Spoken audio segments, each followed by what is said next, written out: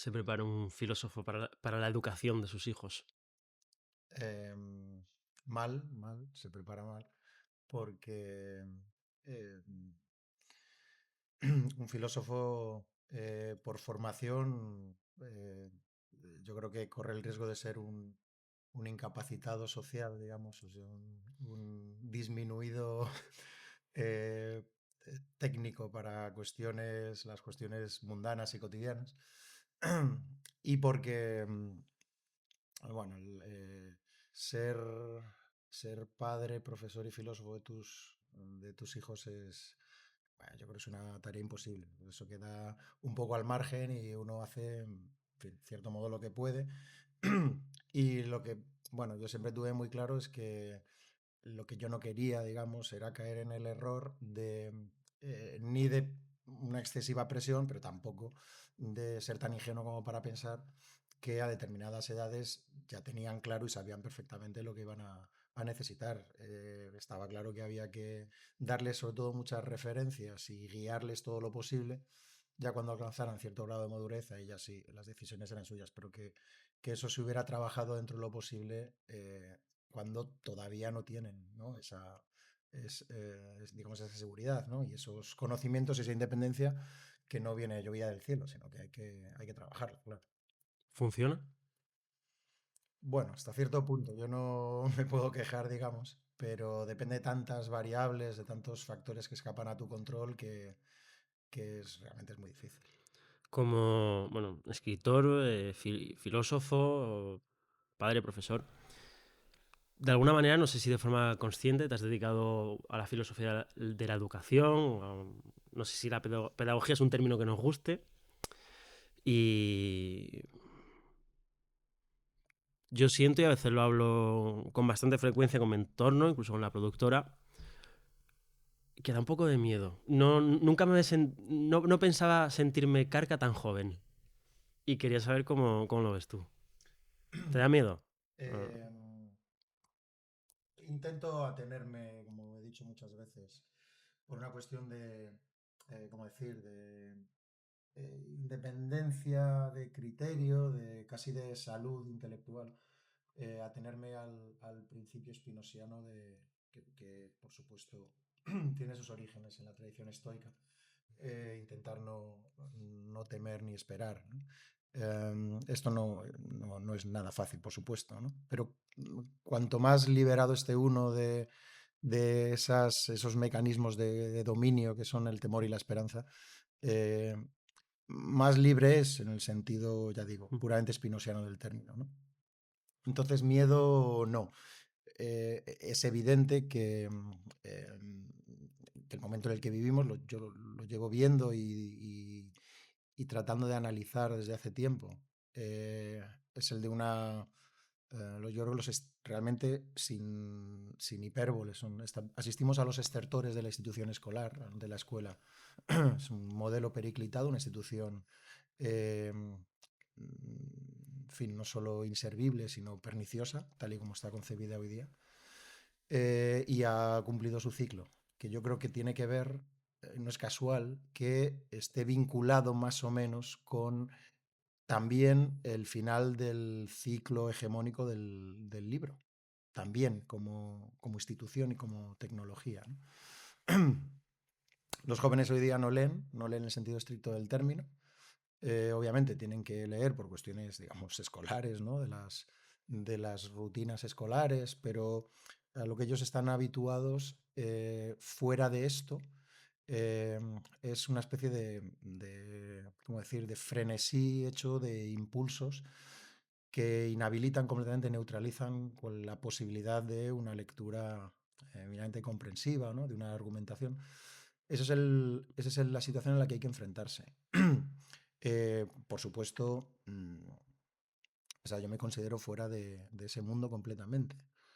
Tengo contacto con él por cuestión personal y sobre todo profesional, pero hablan, los adolescentes hablan una jerga que yo no entiendo. Yo necesito traductor simultáneo a menudo para entender el idioma en el que hablan, ¿no? Y desde luego su mundo es completamente diferente.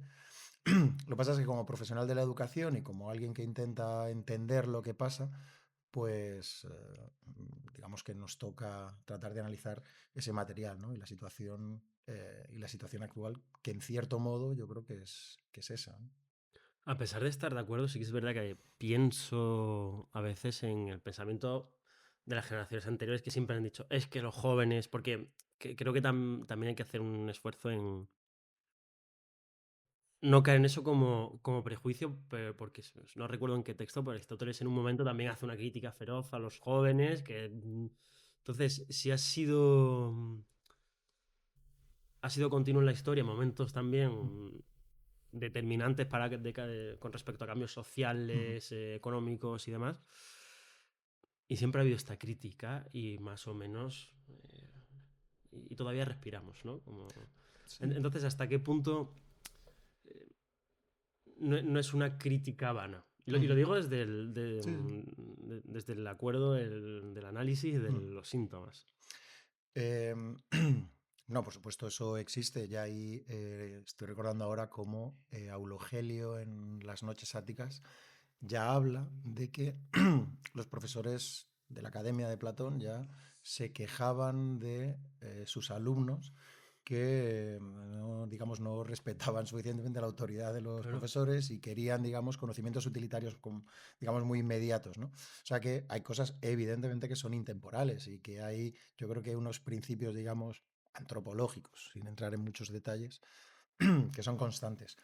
Em, y parte de ese ritornelo, ¿no? De esos ciclos, de ese carácter cíclico de estas cuestiones, bueno, tiene que ver con las características de eso que llamaríamos genéricamente juventud. Claro.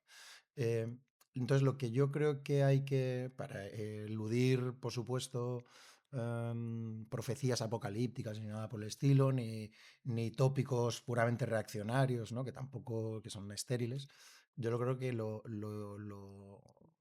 digamos, lo fecundo es tratar de analizar los contextos en cada caso, ¿no? Entonces, si nosotros analizamos la situación actual, em, lo que yo creo que en estos momentos, que ha pasado también en otras épocas, pero no sé si a esta escala, ¿no? Lo que está sucediendo es que, digamos, los ritos de paso y los ritmos antropológicos que en cierto modo, digamos, estructuran, ¿no?, la sociedad en función de lo que los antropólogos llaman los grupos de edad, eso es lo que ha saltado por los aires. Y sencillamente hay que enfrentarse a una situación nueva. ¿A qué me refiero con esto? Me refiero a que hoy día, por el contexto social, tecnológico, principalmente, ¿no?, por la revolución, no ya la revolución digital, sino de las redes sociales y de la inteligencia artificial, ya la llamada inteligencia artificial, eh, nosotros tenemos, o sea, nos podemos encontrar con capas de población de edad que en otras épocas pertenecerían a la senectud, imbuidos o, en fin, presos del complejo de Peter Pan. Y niños muy pequeños que, digamos, en cuyo mundo se ha intrometido los elementos distorsionadores de otros grupos de edad, ¿no? Y hay una cosa que yo creo que es la más clara, ¿no?, la más patente, y eso, que yo sepa, no ha sucedido nunca. Eh, que personas tan jóvenes, estoy hablando ya desde 5 y 6 años, tengan acceso a dispositivos de la más alta sofisticación tecnológica, con un poder, pero también desde el punto de vista de los usuarios, ¿no?, tan jóvenes, con una gran indefensión, eh, que sencillamente hacen saltar por los aires esas, lo voy a decir sin escrúpulo, ¿no?, esas jerarquías sociales que daban unos cierto, ¿cómo decir?, un lubricante, ¿no?, para el rodamiento de las estructuras sociales. Eso es lo que sencillamente está disuelto y ahora estamos ante una situación completamente diferente. Claro, es verdad que antes habría todos los casos, pero yo recuerdo que al menos con mis padres sin particular ingenuidad, pero sí que es verdad que hay cosas, esto es de mayores y se acaba aquí la discusión y en cierto momento es útil, no Mm. tiene... los niños compartían cierta jerarquía. Y también quería preguntarte, ¿y a ti tus padres te han dicho, es que los jóvenes de hoy en día como sois o algo así? Hombre, sí, cuando yo era joven, por supuesto que esos conflictos generacionales existían. Y yo siempre recuerdo que cuando les explico a mis alumnos las famosas tres edades de la razón moderna que diagnostica Kant, identifica al racionalismo cartesiano con un dogmatismo propio de la infancia y al empirismo escéptico de Hume con la adolescencia, y él, claro, se identifica con la madurez crítica.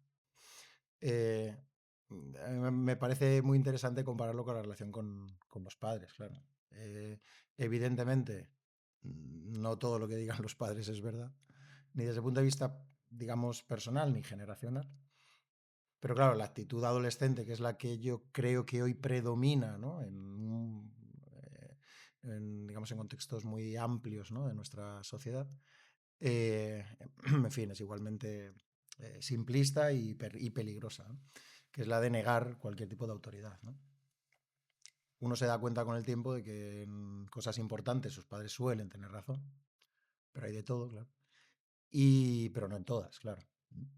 Em, ahí el problema, yo creo que, y esto sonará como conservador o reaccionario, pero es evidente que, como pasa también en el ámbito de la escuela, las víctimas de familias desestructuradas, de una sociedad en la que no hay unas pautas, digamos, de conducta social claras, las principales víctimas de eso, como pasa en una escuela que no es fuerte, digamos, ¿no?, que no está bien estructurada y consolidada, pues son los hijos de las familias en peor situación socioeconómica, claro. Entonces, es realmente, yo creo que eso es lo que hay que denunciar una y otra vez, ¿no? Que una escuela en la que no, eh, digamos que no está orientada, ¿no?, a la finalidad específica de formar profesionales, científicos, en fin, una sólida formación académica, técnica, científica, escolar, es la que segrega, precisamente, ¿no? Porque aquellos que no tienen esa cobertura son los que más expuestos están a la pauperización escolar y, por tanto, profesional socioeconómica. Y desde el punto de vista de la familia, pues se pasa algo parecido. Eh, las familias curiosamente, ¿no?, en muchos casos, las familias de clase media alta, en la que hablo por hablar, pero me imagino que no me alejaré mucho de la situación real. Los porcentajes en fin, de parejas separadas, de divorcios, más o menos traumáticos, pues eso, lógicamente a quien afecta es a los chicos. Te he escuchado en alguna ocasión que hablas que el verdadero factor de acceso a la igualdad de oportunidades y la igualdad entre los ciudadanos es la escuela republicana. Y el hecho de destruirla fomenta precisamente mayor desigualdad cuando el mensaje o la propaganda inicial, yo digo en estos términos, es perseguir una igualdad, pero de cartón piedra, ¿no? Nos enfrentamos a una paradoja o un callejón sin salida. Es evidente que los esfuerzos de alfabetización universal no es que sean loables, yo creo que es obligatorio, vamos, de un punto de vista del Estado, de un Estado, en fin, mínimamente civilizado, ¿no?, y que necesite una ciudadanía con un mínimo de formación. Pero claro, yo creo que es evidente también, y eso ya está en los principios de la escuela republicana, ya en las discusiones, en las memorias de los informes sobre la instrucción pública de Condorcet, en las discusiones al principio de la Revolución Francesa. Ya desde agosto del 1789 empiezan esas discusiones para diseñar, digamos, un sistema de instrucción pública que acabe con el antiguo régimen. Entonces ahí ya Condorcet lo tiene claro. Él no pretende abolir, diríamos, para que se entienda, una aristocracia, sino sustituir una aristocracia por otra. Esto es lo que se ha olvidado, yo creo, en muchos casos, ¿no? Una aristocracia de la sangre, digamos, una aristocracia puramente estamental, sustituirla por una aristocracia del mérito, el talento, la inteligencia y el rendimiento escolar, digamos, ¿no? Porque lo que es ingenuo y catastrófico a la larga, por lo tanto, es suponer que, como dicen los gurús de la nueva pedagogía, ¿no?, que en todo niño hay un Mozart. La lamentable evidencia real es que no, es que esto no es así. Y que el conocimiento es elitista. Como yo no enredo mucho en redes, me llegó a través bueno, de Alberto Rollo, que es un profesor de música que ha escrito bastante sobre educación, de hecho ha sacado un libro hace poco.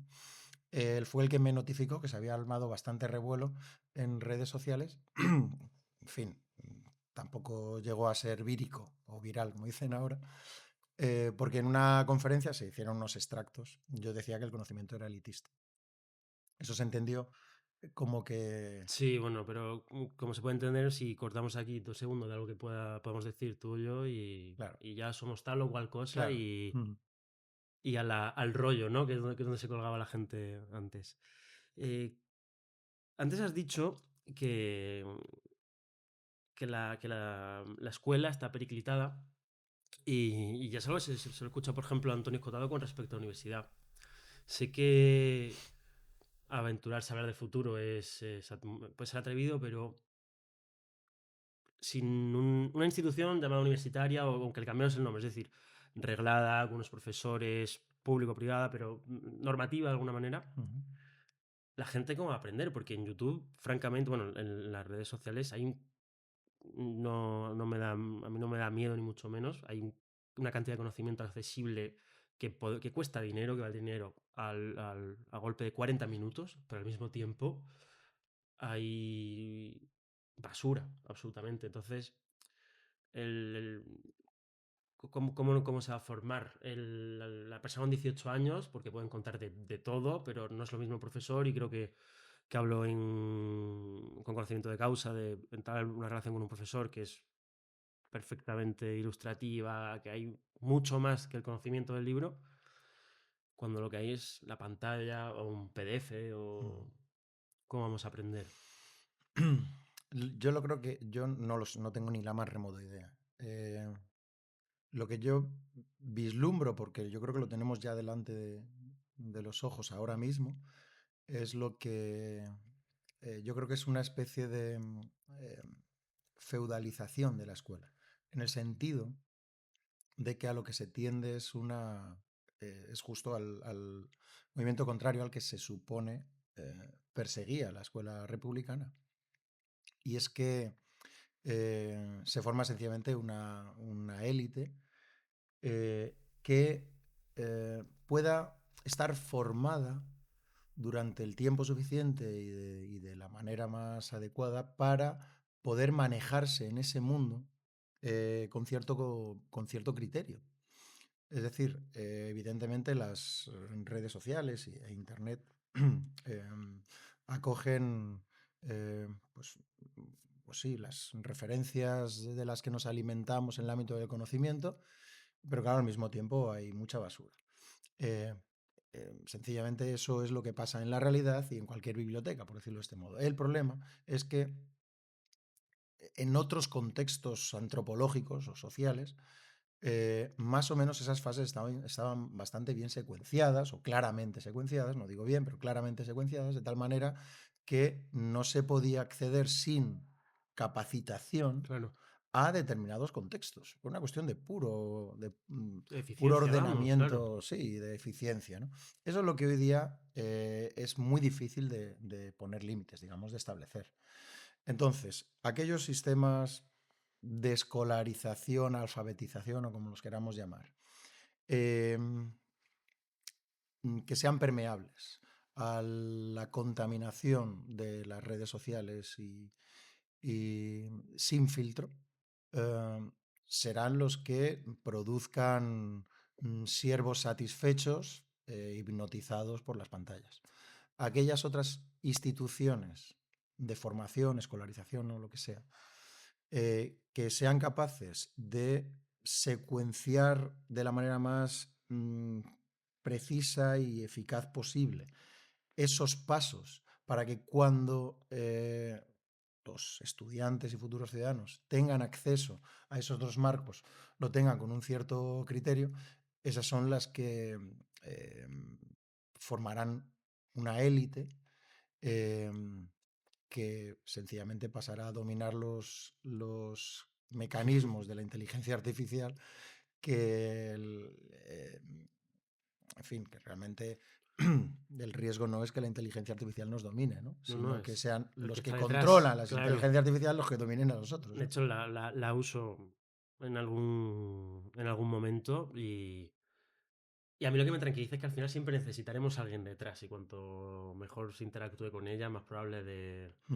es más probable que no te barra. Pero a mí sí que es verdad que es yo mm. lo digo abiertamente, un motivo de cierto temor porque además sí que noto incluso en tendencias arquitectónicas, ahora se habla del medievalismo y por lo que llega a mis oídos un poco a pesar de que haya una leyenda negra quizá de la era medieval, pero sí de mirar un poco a ese periodo histórico o a ese cliché de ese periodo Sí, histórico. por eso yo no hablo de escuela medieval o Ujú. hablo de Bueno, a lo mejor un Santo Tomás de feudalización o de Aquino. antiguo Claro, régimen, sí, exacto. de un antiguo régimen digitalizado en el ámbito de la escuela. No solo en la escuela, pero en este caso en la escuela. Cuando estudiabas filosofía, ¿ya era un tema de la educación que te generaba interés o ha sido un azar el hecho de que hayas sacado libros sobre el tema, que des Mm, conferencias, que des clases? Bueno, en estricta lógica spinosiana no hay tal Bueno, cosa como el azar, no hay casualidades en esta vida, no era pero casualidad que estuvieras aquí hoy. es causalidad, no es casualidad. Por eso es causalidad que estés hoy aquí, Correcto. ¿vale? Em, es más, yo ni siquiera pensaba en la filosofía cuando tuve que decidir qué estudiaba, ¿no? ¿Qué tienes Eh, en mente? no, lo que yo quería era escribir. Pero bueno, por distintas lecturas me pareció que quizá lo que más me permitiría entrar en ese mundo, bueno, em, o tener, bueno, referencias para ello era la carrera de filosofía. Y mientras estudiaba la carrera tampoco tuve ninguna inquietud docente. Es decir, esta idea que es muy típica de muchos profesores del mundo educativo, mm, que es un concepto teológico con muchos otros de la educación, por cierto, el de la vocación, ¿no? La llamada. Ujú. Pues yo nunca sentí la llamada, digamos, ¿no? La llamada espiritual, la vocación por difundir la luz entre los fieles, digamos, ¿no? Y ir salvando almas por ahí. Fue casi una necesidad puramente profesional. Claro, porque había un título, había una oferta había un camino profesional que seguir Sí. y hay que tirar millas. Lo que sucede es que cuando yo empecé a dar clase, bueno, en fin, yo qué sé, me di cuenta de que me fui dando cuenta, ¿no? De que la enseñanza pues es desde luego un mundo maravilloso. O sea, ser capaz de inquietar a chicos jóvenes para que se sorprendan, sobre todo, yo creo que lo más importante, una de las cosas más importantes de la enseñanza es conseguir que el otro se vea en cierto modo como una especie de enemigo, digamos, o sea, que se enfrente a su propio yo, digamos, se dé cuenta de lo... Y eso con chicos más o menos jóvenes es relativamente sencillo, porque están en ese Sí, ¿eh? proceso de formación, ¿no? Eso es muy... Eso es apasionante, desde luego, es fascinante. Y entonces, digamos que la enseñanza se convirtió para mí en una fuente de ingresos modestísima, hay que decirlo, que lo sigue siendo además, para el tipo de trabajo que yo creo que requiere si uno lo hace bien, pero en el que yo me encontraba, en fin, muy a gusto y que es muy, muy gratificante. A eso se sumó que obviamente pues uno, en fin, tiene lecturas y una propuesta que se me hizo para escribir un libro sobre educación. Mm, a partir de ahí, lógicamente, empecé bastante a fondo, ¿no? A investigar ya desde el punto de vista teórico, como complemento de la parte más biográfica, profesional y práctica. Y bueno, y hasta hoy, claro. Pero sí, en términos no espinosianos o digo, coloquiales, es una suerte, una especie de azar. Sí. Bueno, en algún momento incluso en alguna de nuestras tertulias me has dicho que te lo pasas bien dando clase, que lo disfrutas. Dando clase es, sí, es donde mejor me siento. Sí, y sí, lo disfruto muchísimo. El problema de la enseñanza hoy día, y es otro de los ¿cómo decir?, de los defectos, de los vicios de la institución hoy día, es la asfixiante burocratización del trabajo docente. Pero mientras dura la clase, ahí es donde yo me encuentro, eh, en fin, a gusto y, por supuesto, sí, o sea, disfrutando de la enseñanza. Hay un libro, entiendo perfectamente lo que dices sobre la vocación, pero pienso en el libro de Julián Marías, que tiene sobre la vocación, me parece muy bonito y he conocido algunos temperamentos que quizá me muevo en tus términos, en términos espinosianos, manifiestan una causalidad que les hace susceptibles a ese libro, pero eh, sin el afán, digamos, heroico, lo que tú decías, de llevar una luz ni nada, simplemente por esa pasión que incluso en otros términos tú podrías sentir, sí creo que existen algunas personas, ¿no? Que hay ahí eso. El último invitado, Silvio Calonge, hablaba en términos de misterio, Camus lo podría decir en términos de absurdo. Ocurre algo ahí superior Mm, a la comprensión de ciertas personas, como alguien que pinta un cuadro, que no es meramente un técnico, ujú, es artístico, digamos, ¿no? ujú. Bueno, hay algo de... El trabajo del profesor es bastante, digamos, rico, ¿no? O poliédrico porque necesita o depende de muchos aspectos, ¿no? Es, es en parte, es en buena medida, yo creo, un actor. Tiene que ser un buen actor, yo creo. Cuanto mejor actor, Sí. mejor profesor será.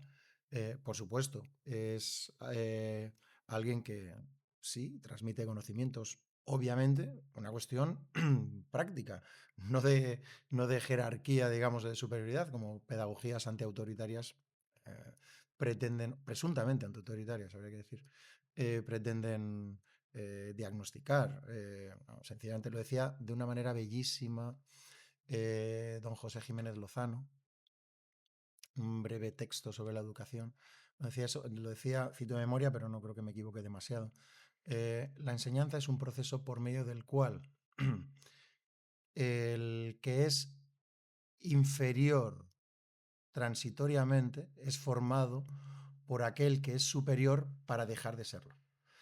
Es decir, esa superioridad jerárquica del que tiene conocimientos sobre el que no los tiene está destinada a ser superada. Pero lo que no cabe es eliminar, digamos, ¿no? O olvidar esa El tránsito superioridad. jerárquico, digamos, si no, Mm, no. sí, sí, sí. Y entonces yo no diría que hay tanto un misterio o una vocación, porque puede haber grandes profesores expertos en Sí, su sí, sí. área y que sepan explicarlo bien, que por supuesto hay ese otro componente que es necesario y que no, incluso no les gusten o incluso detesten la profesión docente, puede suceder. Lo que a mí me parece más esencial desde el punto de vista inmanente de la racionalidad inmanente eh, filosófica, digamos, es que se da un proceso excepcional por medio del cual eh, individuos sujetos de toda condición, digamos, son capaces, por medio del trabajo del profesor, de superar sus propias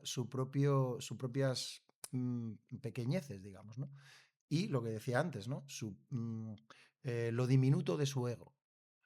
De tal modo que durante un intervalo, en un contexto acotado, que tiene que darse en unas condiciones técnicas, materiales muy concretas, sencillamente se está produciendo mm, un terrenal milagro como es el de situarse en el plano de la eternidad del conocimiento.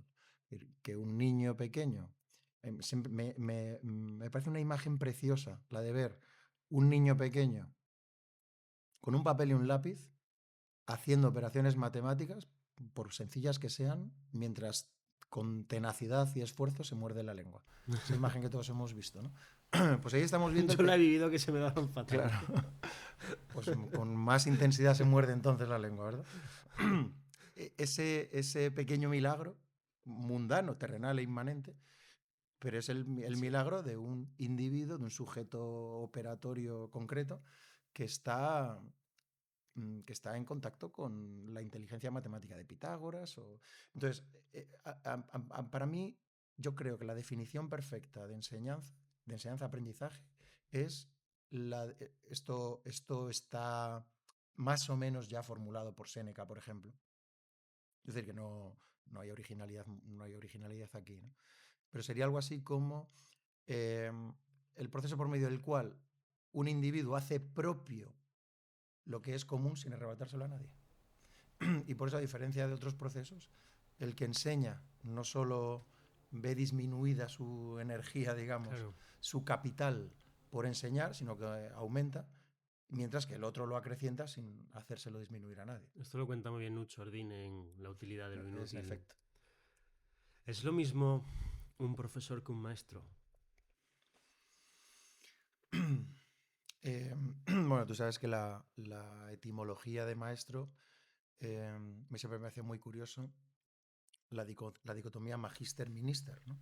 El maestro es el que más, el minister es el que menos, ¿no? Cómo cambian Por las lo menos cosas. está bien puesto, ¿no? Al menos el Claro, nombre lleva en la penitencia. sí, sí, sí. Sí, digamos que un maestros hay, en sentido estricto, ¿no? del término, hay pocos.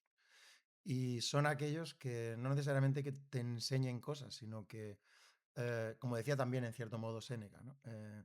El, la figura del maestro es un modelo, digamos, ¿no?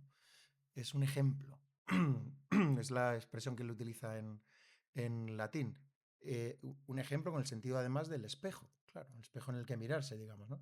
Entonces, el individuo bien educado es aquel que hace las cosas como si le estuviera observando Sócrates. Eh, y uno puede tener maestros, puede haber tenido maestros, es decir, eh, por supuesto, mucho más, en fin, cercanos, ¿no? Terrenales. Pero lo que yo sí creo es que un maestro en sentido estricto tiene que tener también un componente, digamos, que vaya un poco más Sí. allá, ¿no? Simplemente la guía, sino que hay un componente más, sí, biográfico y personal, ¿no? Antes de continuar, porque te quiero preguntar quiénes han sido tus maestros, ya llevamos un rato de conversación y lógicamente ni siquiera he presentado de forma adecuada, que ya es tradición. Muchas gracias por venir a Quien Nada Sabe. José Sánchez Tortosa, estamos aquí en la cantina del Ateneo de Madrid, que nos deja tanto los empleados como Iván, y por supuesto tenemos que agradecer a la sección de filosofía del Ateneo que nos permite estar aquí, y a la productora que nos saca los materiales y está al pie del cañón. Y sin ellos no sería posible. Y por supuesto tengo que decir al mismo tiempo que es la tercera grabación y hay una pequeña confesión biográfica, pero estoy obligado, que creo que sin ti no estaríamos aquí.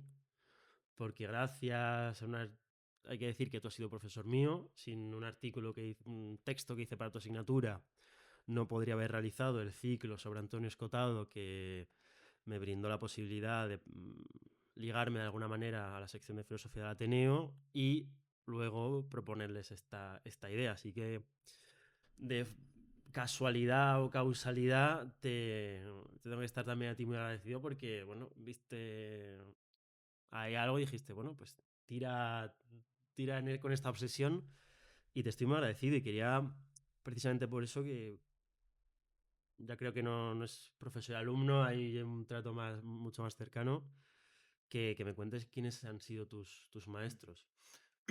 Bueno, desde luego en el ámbito de la filosofía y de la escritura, eh, sin ninguna duda, Gabriel Albiac. Lo he contado alguna vez cuando yo entré en la carrera. Bueno, pues había por supuesto profesores interesantes bueno, otros que no me lo parecían tanto, pero bueno, eso por supuesto por defecto de juventud mío. Pero recuerdo perfectísimamente la primera clase que tuve con él como profesor, y estaba haciendo un análisis, una lectura y análisis del texto de Schelling sobre la libertad humana.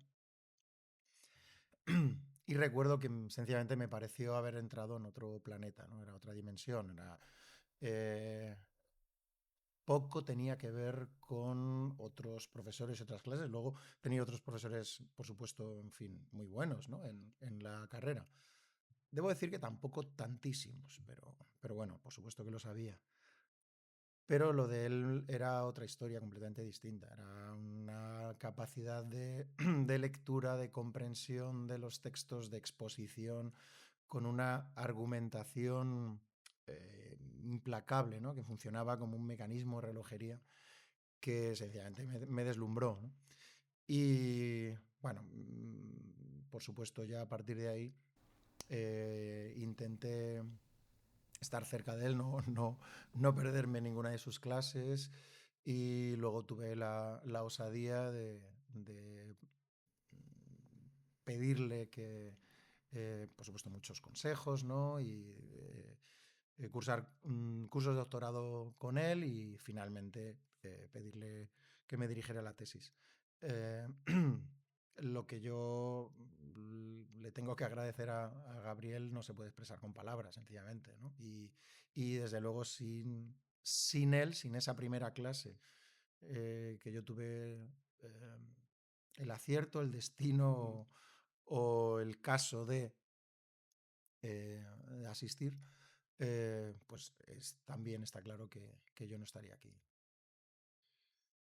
Debo decir que he tenido la suerte también de escucharlo en más de una ocasión y es increíble la forma en la que una persona como él mezcla una memoria prodigiosa y lo hemos hablado en algún momento, y no es una base de datos. Hay una síntesis de conocimiento, por decirlo de alguna manera, que, bueno, más la quisieran muchos de los que pueblan las universidades a base de llenar la página del Dialnet, ¿no? Y de acreditaciones.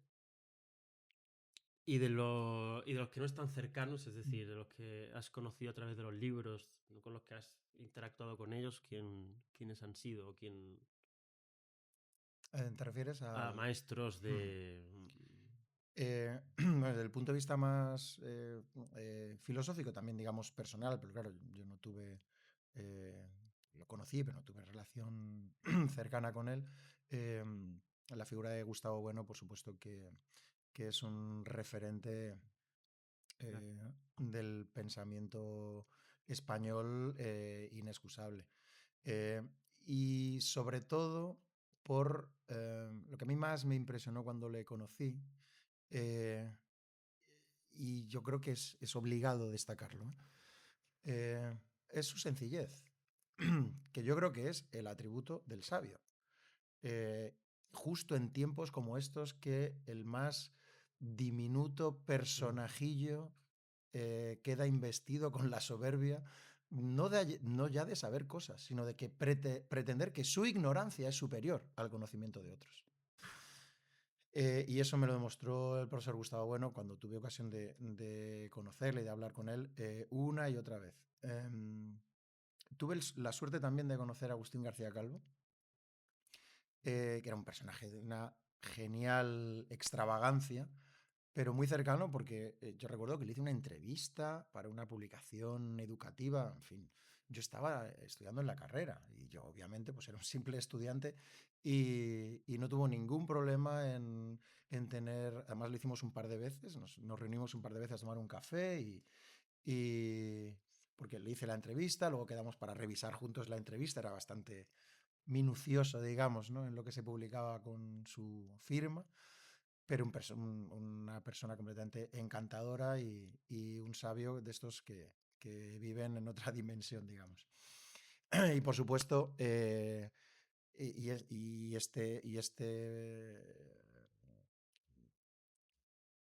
este sabio sí que es como casi el arquetipo de la mayor sencillez y de la mayor sabiduría, que era José Jiménez Lozano, el que también tuve ocasión de conocerle bastantes más veces y también una relación, en este caso, sí, algo más cercana. Un escritor excelso, de una sencillez, de una elegancia máximas. sus poemas son...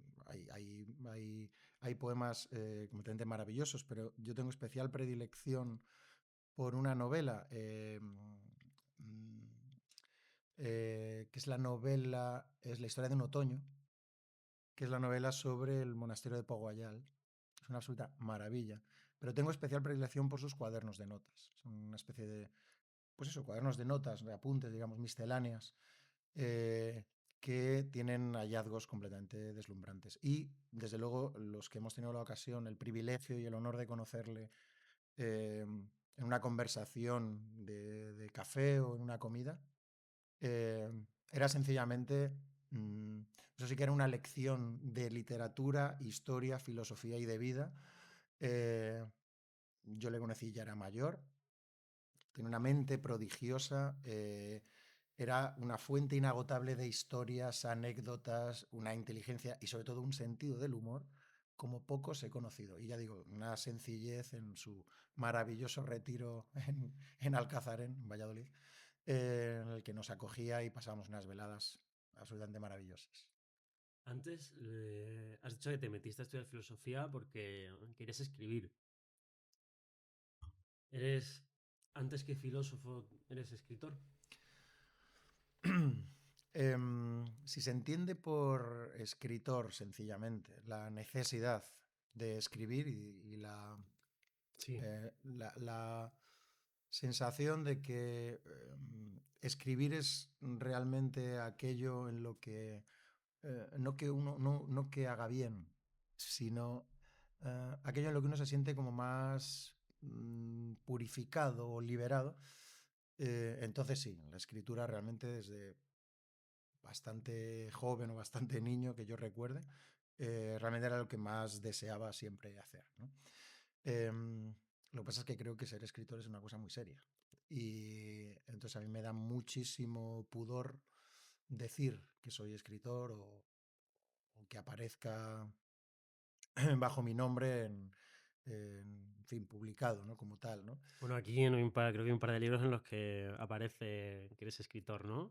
Sí, es posible. Es posible. En el último libro sobre la libertad, lo que le pedí al editor es que pusiera que era un simple profesor de filosofía que tenía, digamos, esa doble carga, que escribía, esa doble carga especialmente onerosa hoy día, que es ser profesor y encima ser profesor de filosofía, que es como ser reincidente, ¿no? O algo así.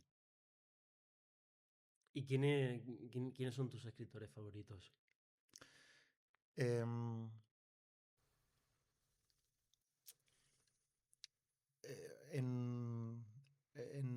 en literatura, bueno, se habría muchos, ¿no?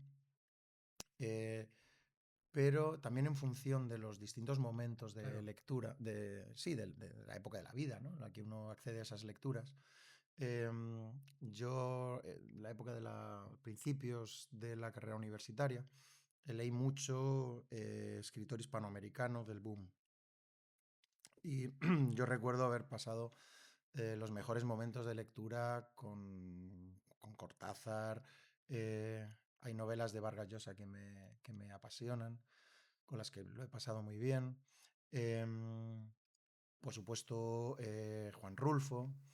Em, a Borges lo fui descubriendo un poco más tarde. Y hay una diferencia en ese mundo de lecturas, quiero decir, ¿no? Y es que mientras que a Cortázar no lo he releído desde hace muchísimo tiempo, a Borges sí lo releo con bastante frecuencia. No sé si eso tiene que ver con cuestiones puramente biográficas, que no vayan más allá de la anécdota, que no se conviertan en categoría. Pero bueno, me da la impresión de que Borges es más intemporal. Es la sensación que a mí me da. Eh, y lo que me atrae de Borges es su, ¿cómo decirlo? Su saludable carga de ironía. Es decir, me imagino a Borges siempre escribiendo con mucha distancia, con una media sonrisa en la boca, ¿no? Sin tomarse nada demasiado en serio. Por eso recuerdo perfectamente, por ejemplo, como es un tema que estudié bastante en su momento, bueno, y sigo un poco en ello, el tema de la filosofía del lenguaje, hay un, y el texto clásico en el que se hace un análisis del lenguaje, del Estatuto Filosófico del Lenguaje, es el Cratilo de Platón, pues Borges tiene un poema en el que dice algo así como eh, si es verdad lo que dice el griego, eh, la rosa está en la palabra rosa y todo el Nilo en la palabra Nilo. Si es verdad lo que dice el griego en el Cratilo, Claro. eh, es una mala interpretación del Cratilo de Platón. O sea, no lo he entendido bien. O es mi hipótesis, exacto, es una buta sencillamente para armar un precioso poema, porque la filosofía a Borges no le interesa como filosofía, sino como género literario. A mí precisamente, y con Borges hay un poco de fanatismo, a mí precisamente no me gusta Borges por eso, porque lo poco que me tomo en serio suele ser la filosofía y no me gusta leer la filosofía con ánimo mástico o novela filosófica. Me parece el género es el tratado y luego ya nos reímos con todo lo demás.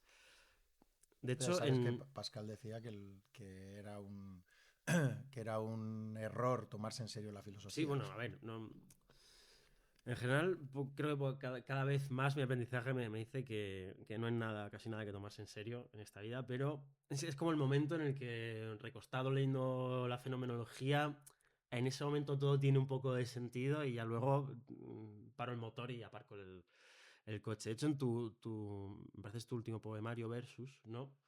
El lenguaje, la escritura me parece el tema central prácticamente, el que se va a todos alberga todos los poemas. Bueno, porque también escritor, poeta, aunque no sé si te gusta admitirlo o si... Eso me da más vergüenza aún.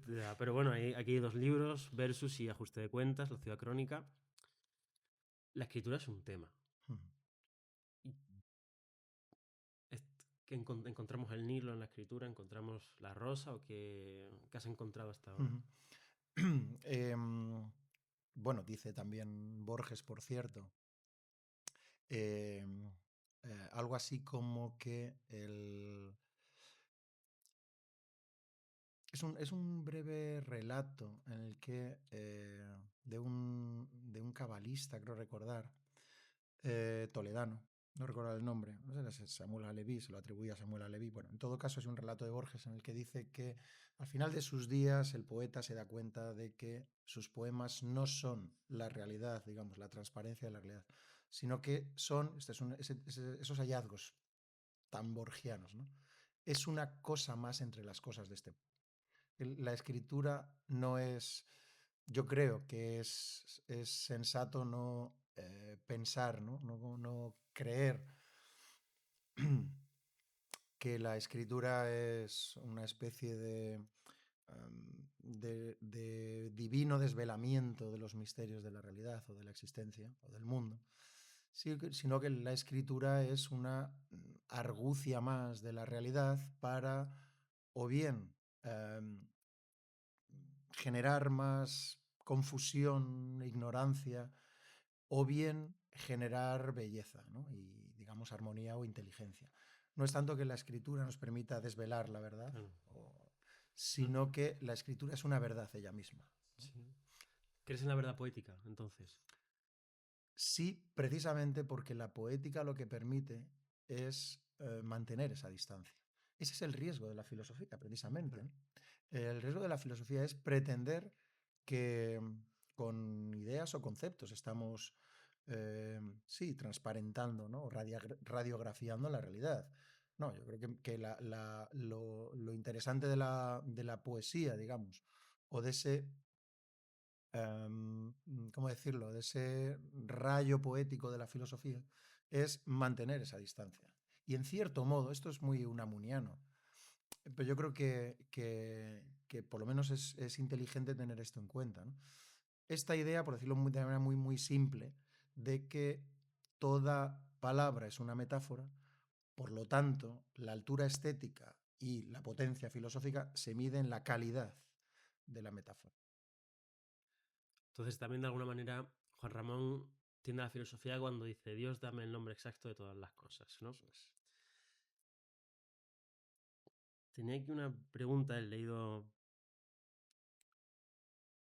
los poemas.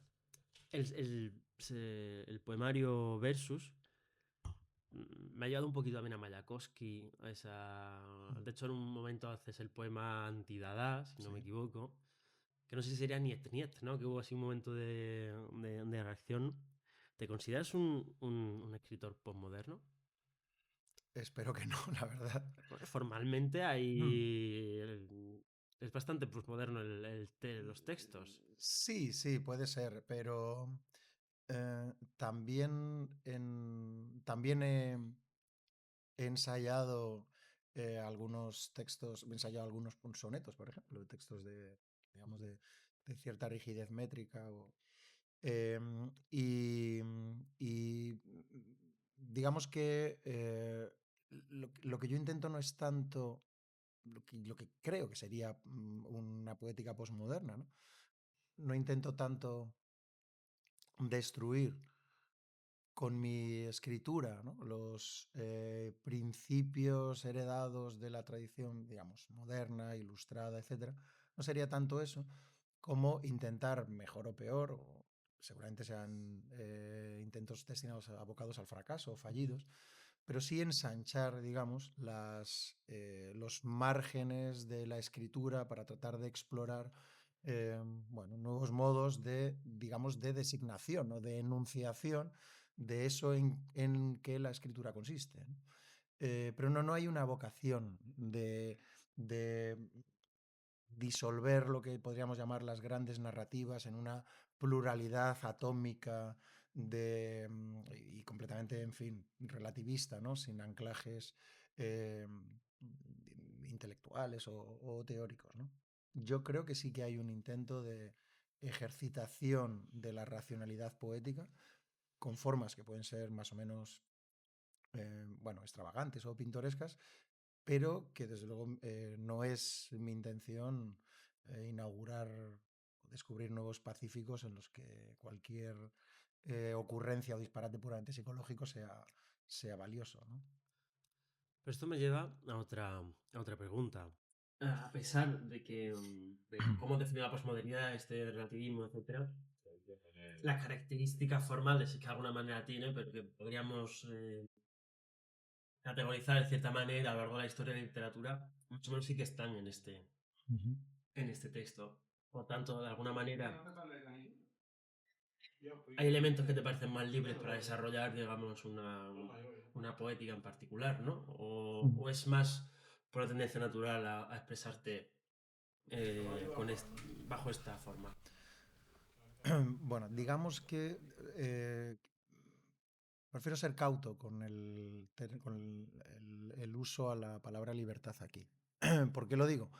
Porque desde un punto de vista, digamos, subjetivo, psicológico, es cierto que escribir sin una horma tanto conceptual como métrica o estructural, ¿no? O formal, desde el punto de vista puramente, digamos, del ejercicio, ¿no? Uno tiene la sensación de más libertad, ¿no? Y yo creo que es un ejercicio sano de escritura, el romper a escribir sin pensar en un lector, sin pensar en unos esquemas formales y ni siquiera en unos principios, digamos, conceptuales. Es decir, yo me puedo permitir en un poemario ingeniar frases en las que yo sí valoro también, por supuesto, por decirlo así, la sonoridad. Eh, mm, y que por lo tanto tenga una cierta elegancia puramente, yo diría, acústica, ¿no? Musical, ¿no? Eso sí me gusta cuidarlo mucho. Y me puedo permitir, pues eso, pergeñar una frase, un verso que no admitiría en un texto ensayístico, ¿no? Eso sucede. Entonces, ese momento, digamos, de exultante, ¿no? De exaltación, de liberación, entre comillas, puramente, en fin, psicológica o subjetiva, pues es muy saludable. Pero cuando uno quiere publicar un libro, yo creo que es obligado a hacer su otro yo, digamos, hacer la corrección y la revisión de eso que de una manera más desatada ha ido produciendo, ¿no? En esos momentos, ¿no? Entonces, hay una parte que podríamos denominar de libertad psicológica, de liberación, si quieres, ¿no? Y que puede ser sana, sí. Eh, pero la escritura yo creo que pide otra cosa también, ¿no? Y es ese trabajo de pulido. Yo disfruto casi tanto en ese primer arranque de escritura, em, exacto, ¿no? Más o menos torrencial, pero también disfruto mucho cuando releo lo que he escrito y voy, en fin, puliendo, corrigiendo. A mí me parece muy importante el estilo, y no solo en poética, también en filosofía. Es decir, que haya un contenido teórico lo suficientemente denso, ¿no? Profundo, en la medida de, de las posibilidades de uno, claro. Pero el estilo es muy importante, ¿no? Que sea una escritura, ¿no? Un lenguaje elegante, no demasiado abigarrado, que sea sonoro, que sea sugerente, ¿no? Que pellizque, eso creo que también hay que cuidarlo, siempre, claro, la medida de las posibilidades de uno. De ese yo contra el que uno lucha cuando escribe. De hecho, hay una frase en Los Dados, la novela, en la que escribes: el yo cansa. ¿Te cansa ser José Sánchez? Sí, a veces es agotador, ¿eh? Esta frase es una frase inspirada en Cesare Pavese. Elaborar estanca, ¿no? El Sí, sí, poemario. sí. Que, que es uno, pero bueno, antes hice solo alguna referencia de mis escritores predilectos. Pavese en su momento lo leí muchísimo. Y también a Pessoa, ¿no? Como escritores, digamos, contemporáneos. El oficio de vivir, lo has leído, ¿no? El Sí, de sí, sí. Pavés, a mí me Sí, parece, sí, sí, sí. o sea, Y poemas, poemarios menos conocidos, pero sí, sobre todo el Oficio de Vivir, además lo leí en italiano. no, pues tiene que ser Eh, una gozada porque... y a Pessoa, en fin, dentro de mis limitados conocimientos, también lo he leído bastante en portugués, lo que he podido. El libro del desasosiego me parece Mejor un, un planeta, digamos, ¿no? Una sí, constelación, ¿no? De inteligencia, además un libro bastante descarnado, yo creo. sí, sí, sí. Em, y esa frase, sí, ese verso, bueno, ese verso, esa fórmula, ¿no? Esa expresión, ese aforismo, está muy inspirado en Pavese. Mm, Lo que a mí me llevó, una de las cuestiones que me llevó a escribir la novela es lo que yo denominaría la extrañeza del ego, digamos, la extrañeza del sí. yo. Por supuesto que el yo cansa en ese sentido, pero claro, esa frase la dice un personaje de la novela. Y, y lo que a mí lo que yo necesitaba, digamos, escribir como una manera de saldar cuentas con ese yo, eh, era esa alienación en la cual yo creo que consiste la identidad. Y una manera, digamos, no muy comprometida de hacerlo, pero que yo necesitaba, digamos, sacar adelante, ¿no? Plasmar en escritura, era haciéndolo a través de esta novela. No sé si lo usas como estrategia o no, pero en algún momento cuando escribes literatura, quiero decir, poesía o narrativa, ¿hay algunos libros al lado a los que acudir cuando no sabe por dónde tirar o quiere mejorar? No, no, No. realmente no. Cuando escribo poesía o cuando escribí la novela, estaba bastante aislado, digamos. Encima de la mesa apenas tenía eh, cuadernos de notas, bolígrafo y el papel, ¿no? El Lo que infinito.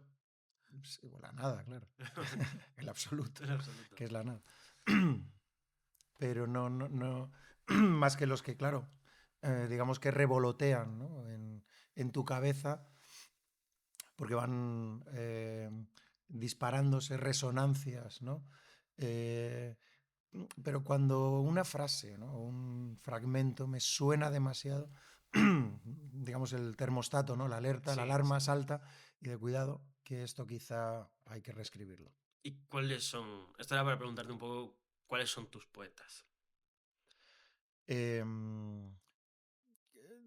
como lector, Como lector. eh, como lector, eh, como lector Quevedo,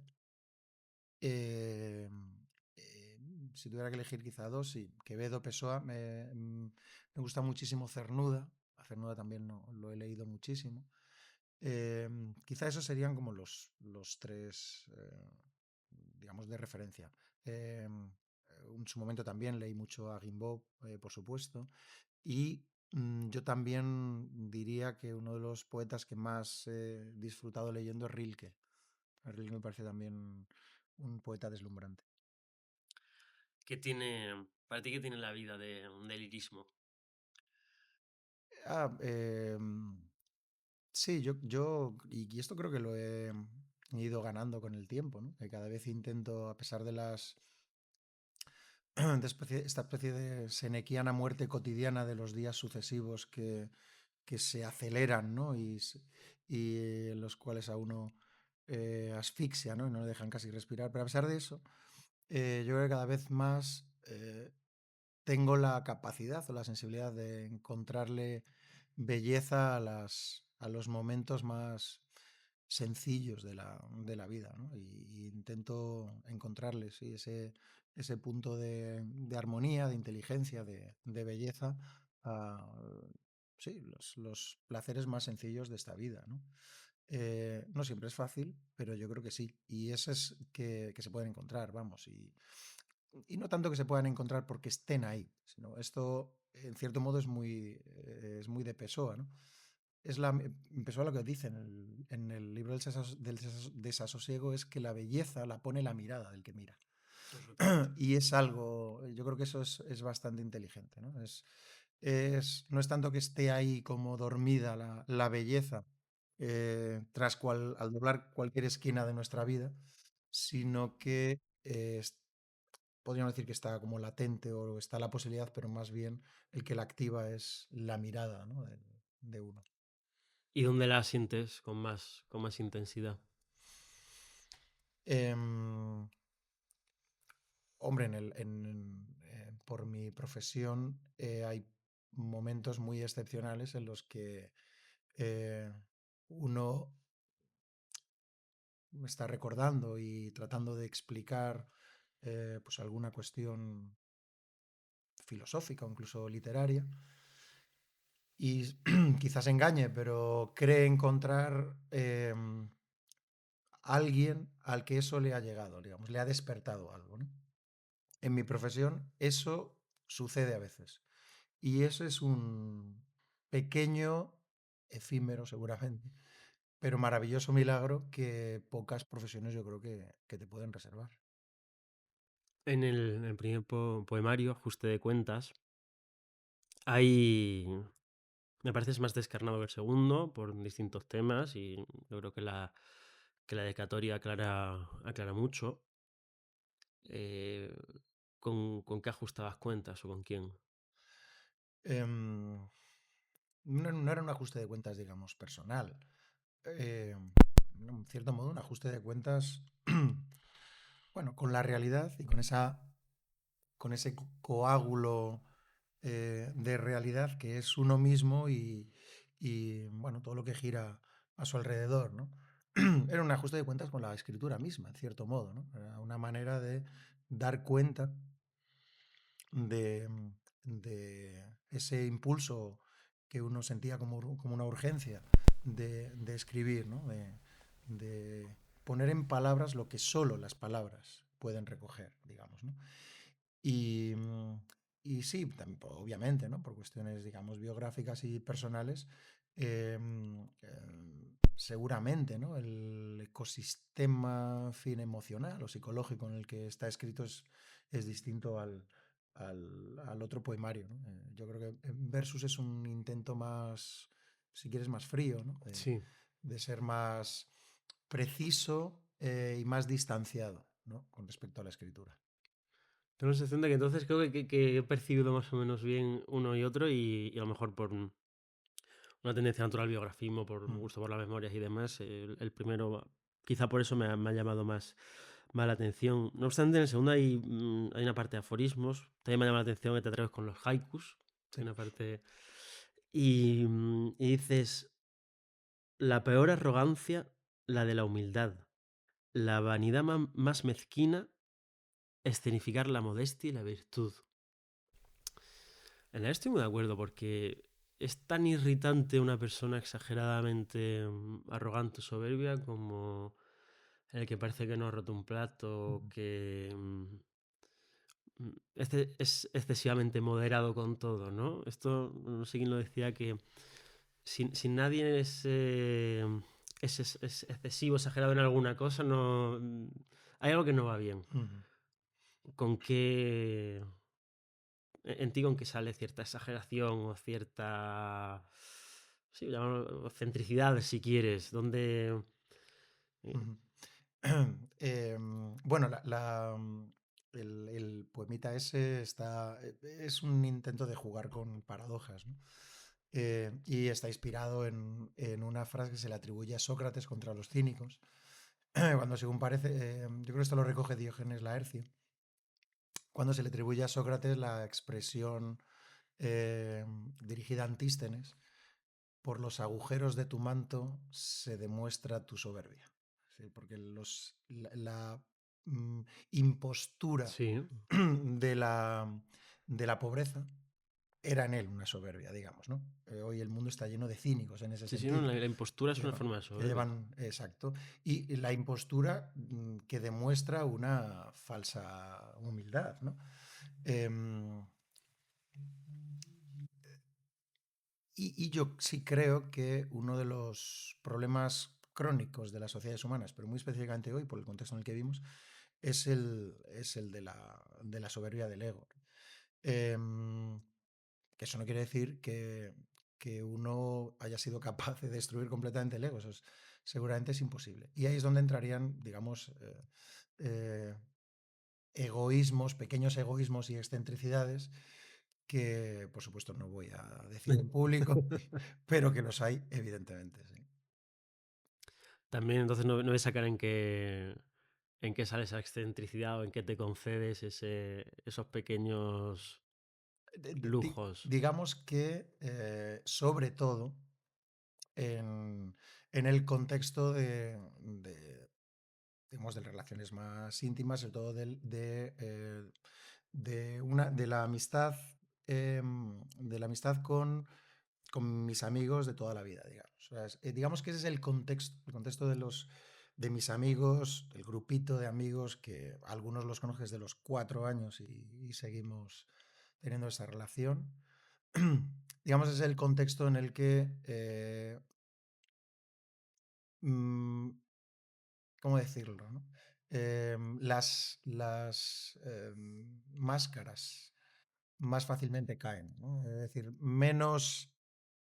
más liberado en ese sentido, y yo diría que mm, más niño te sientes, ¿no?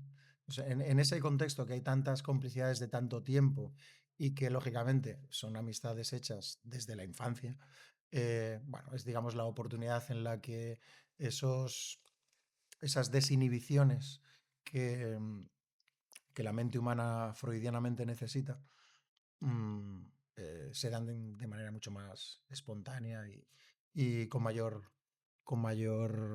confianza, digamos, ¿no? De hecho, en el poemario, en el primero, justo de cuentas, hablas de las máscaras y quería preguntarte qué tienes tú de actor. Em, bueno, yo creo que soy un buen actor, de hecho, ¿no? Y sobre todo porque soy razonablemente versátil. Entonces, tengo una máscara, digamos, profesional en el ámbito de la enseñanza, tengo una máscara, digamos, social, pero lo importante es que uno sepa bien que eso es una máscara, que son máscaras y, como decía Freud más o menos, ¿no? En que la máscara no se te quede pegada a la cara. ¿Has corrido el riesgo alguna vez de que has pensado que se te estaba pegando a la cara? No, yo creo que no. De hecho, lo que más me inquieta es precisamente que soy bastante consciente de la distancia entre la máscara y el rostro. Es decir, em, que el rostro que veo todas las mañanas en el espejo, el nombre, eh, lo noto a distancia. Y más bien el peligro sería justo el inverso. ¿Y te preocupa? Mm, no, no me preocupa, me intriga, digamos, y me inquieta, pero prefiero eso digamos, a caer en el peligro opuesto que sería el de la fusión de la máscara y el rostro y incurrir en cualquier tipo de ceguera, fanatismo o brote psicótico, digamos, ¿no? Te quería hacer esta pregunta más tarde, pero entonces no me dejas más opción. ¿Quién es José Sánchez Tortosa? Es una convención, el nombre es una convención Muy filosofía del necesaria. lenguaje esto, ¿no? Sí, algo así, claro. Em, eh, que tiene su importancia, digamos, en el sentido de que uno lo hace de cierto modo suyo, claro.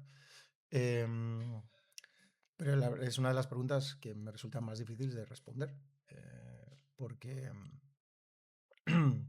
siendo, como en buena medida creo que, bueno, que soy o que pienso, em, Heraclíteo, y Heráclito podríamos interpretarlo casi como un escritor formalmente posmoderno del siglo VI antes de Cristo. Qué cosas, ¿no? Em, es, toda respuesta, digamos, que es una especie de trampa, ¿no? Porque aglutinar bajo una etiqueta numérica, alfanumérica o nominal, ¿no? En fin, todo ese flujo, todo ese devenir de experiencias, recuerdos, referencias, lecturas, etcétera, que se concentran en la memoria, pues es en cierto modo, ya digo, una estratagema, ¿no? Yo creo que lo saludable es mantener esa distancia, pero claro, cuando uno va cumpliendo años, pues lo que más le va quedando es memoria y es recuerdo, ¿no? Y por eso lo considero tan valioso, ¿no? ¿Cuáles son tus nostalgias? No, no soy especialmente nostálgico, porque, aunque a veces uno tenga la tentación, ¿no?, de la nostalgia, eh, pero como creo que soy perfectamente consciente de que cada momento tiene que ser vivido en su momento y recordado tal como se vivió, es absurdo tener nostalgia, aunque a veces sea inevitable, ¿no? Es complicado, ¿no? Sí, lo que pasa es que hay una cuestión que yo creo que sí es histórica o generacional. em, Creo que va más allá de la cuestión psicológica, biográfica y generacional. Es decir, que no es una cuestión puramente subjetiva, lo que voy a decir a continuación. Sí tengo la impresión, que no es puramente, ya digo, psicológica, de que la gente más o menos de mi edad, los que pudimos vivir el- siendo jóvenes, muy jóvenes, y a finales de los 80, sobre todo durante los 90, digamos, época juvenil, universitaria, y específicamente en el caso español, tuvimos la ocasión de vivir un periodo que probablemente no se vuelva a repetir, de libertades personales, en fin, sociales, por supuesto, de crecimiento económico del país, los que formamos parte de familias de clases medias bajas, tuvimos la ocasión de acceder a títulos universitarios y a ciertos puestos profesionales que yo creo que en otros contextos o en otras épocas no sería posible. Eso fue un periodo bastante breve. Nosotros tuvimos la suerte de vivirlo. Fuimos educados, tuvimos una infancia, por supuesto, esto es casuística, ¿no? Hay casos de todo tipo, pero ya digo, yo vengo de un barrio obrero,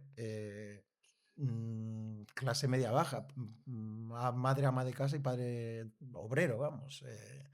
Y sin embargo tuvimos una infancia feliz. eh,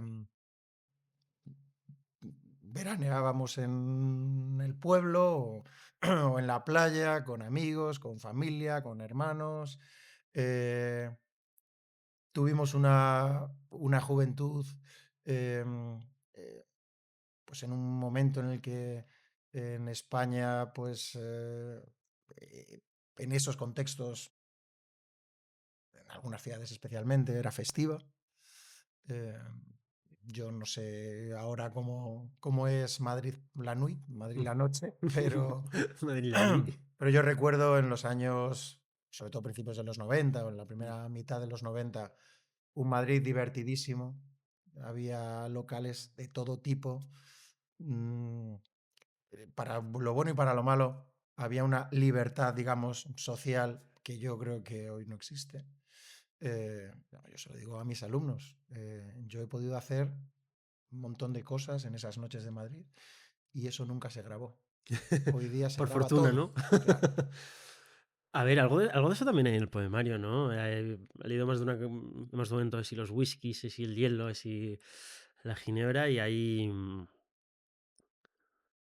también, más allá de lo descarnado, Mm, un recuerdo de esa época divertidísima que yo creo que Madrid lo acoge, incluso hoy está en buena forma, creo que más o menos lo vivo en algún momento.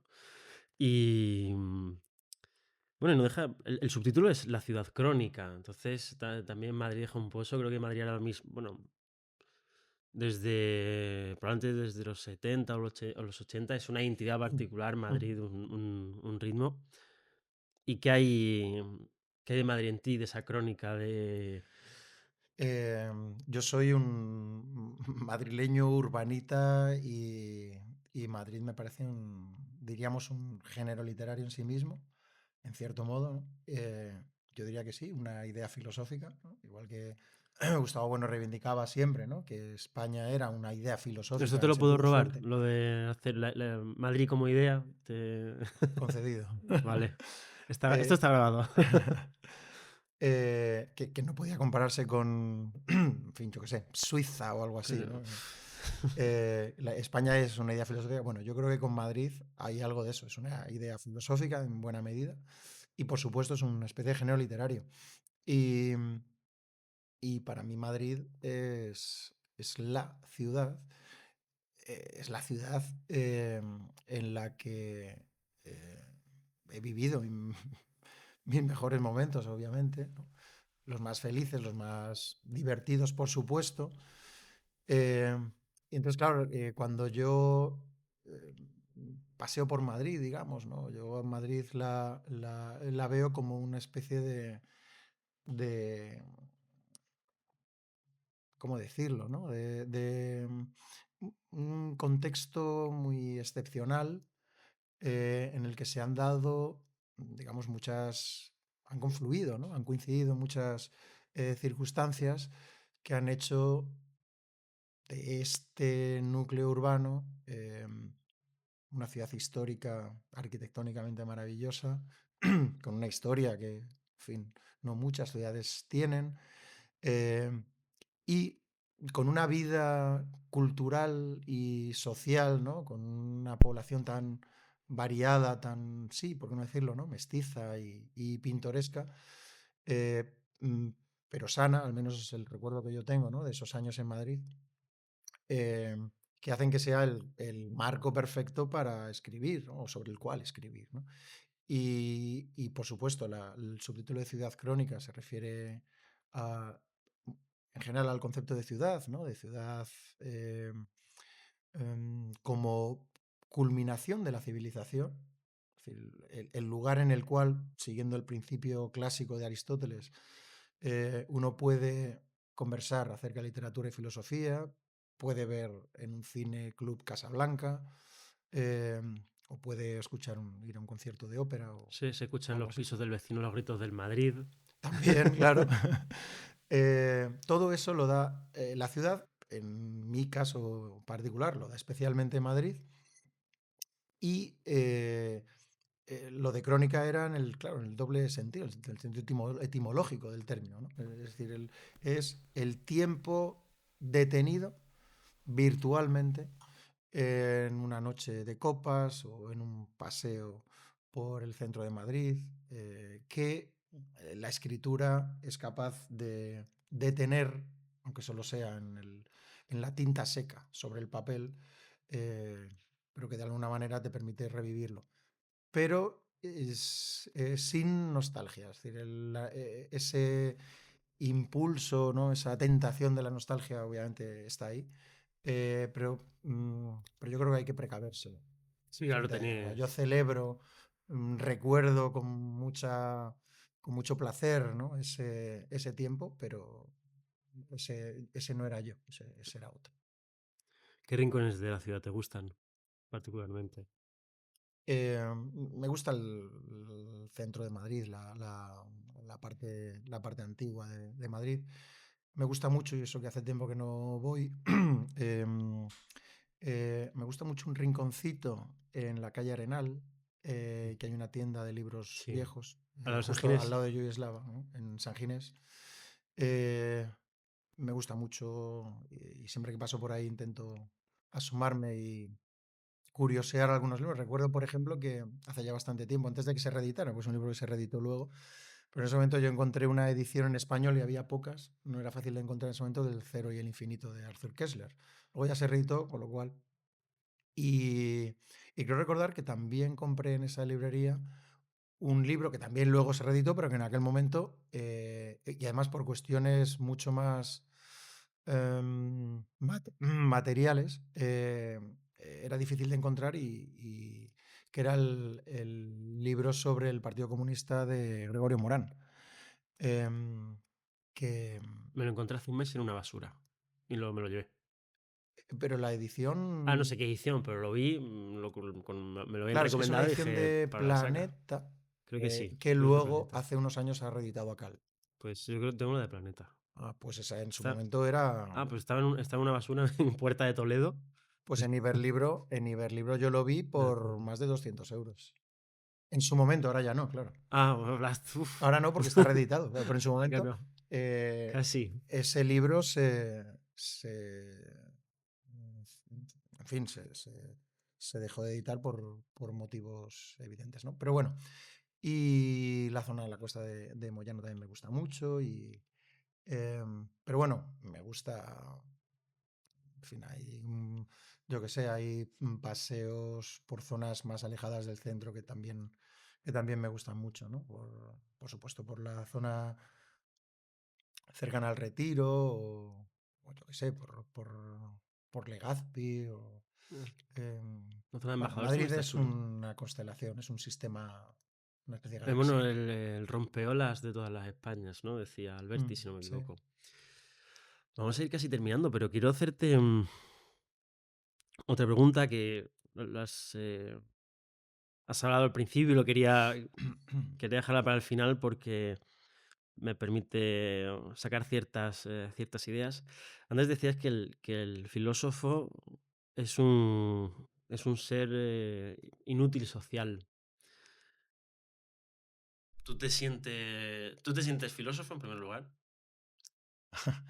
Em, No, esto te sientes eres, prefiero decir eres porque te puedes sentir apache de combate, claro, pero claro. Em, di- yo creo que si soy algo es un profesor de filosofía, que por estudio, bueno, por trabajo, por el tiempo que uno le dedica a leer y a escribir, eh, tiene algunas intuiciones que pueden ser valiosas.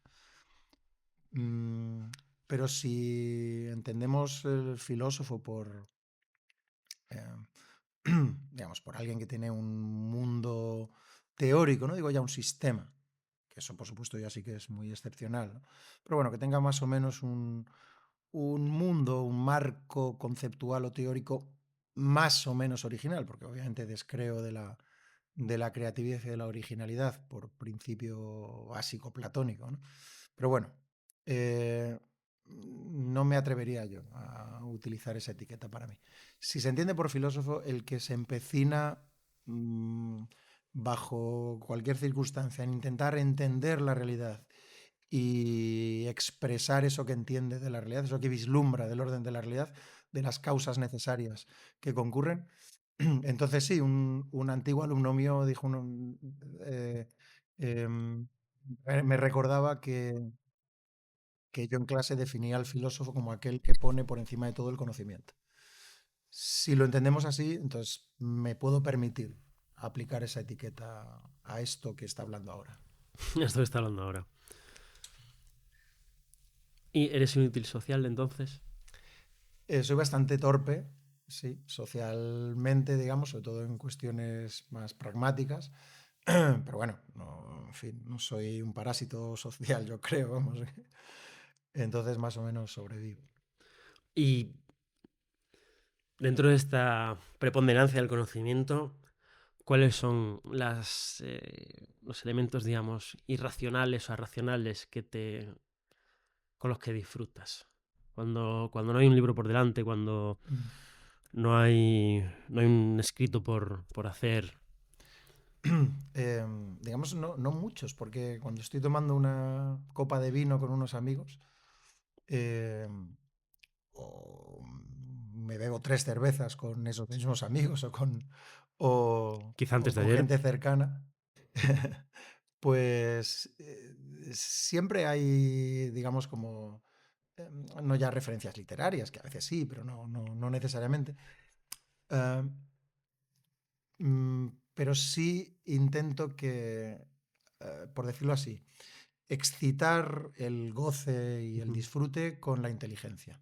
Y muy especialmente con algo que yo considero fundamental, síntoma de inteligencia, y que intento llevar siempre, siempre que se pueda, siempre, lo que pasa es que no siempre se puede, en cualquier cosa que hago, en cualquier cosa que digo, que es el sentido del humor. Por supuesto, en mis clases, de manera bastante medida, ¿no? Y distanciada, es un humor como muy... Muy de esgrima, muy de ballet, puedo En decirlo. cierto modo, sí, sí, sí, sí. Yo, bueno, hago muchas referencias que, por supuesto, en mis clases o los alumnos apenas entienden, en muchas de ellas, pero sí, el sentido del humor y, por lo tanto, la inteligencia, eh, intento que presidan todos esos momentos para aumentar la dosis, la intensidad y la carga del disfrute. ¿Qué te hace gracia? Am, ¿Con qué te ríes? Me río con muchas cosas, ¿eh? Desde el humor, digamos, más sofisticado, inteligente, hasta las bromas o chistes más triviales, ¿eh? Me pueden hacer gracia. Yo intento encontrarle el humor a casi todo. Y me gustan mucho los juegos de palabras. Un juego de palabra inteligente y que tiene gracia es algo que aprecio mucho. Creo que lo vamos a Y dejar. soy, por lo tanto, muy aficionado a ellos, claro.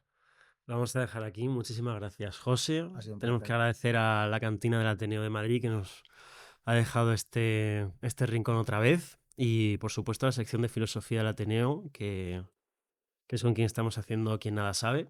Y de nuevo a ti, José, muchas gracias porque probablemente las clases contigo han sido el germen antes del germen de esta idea. Así que doblemente, muchas gracias y vamos a esperar al siguiente programa.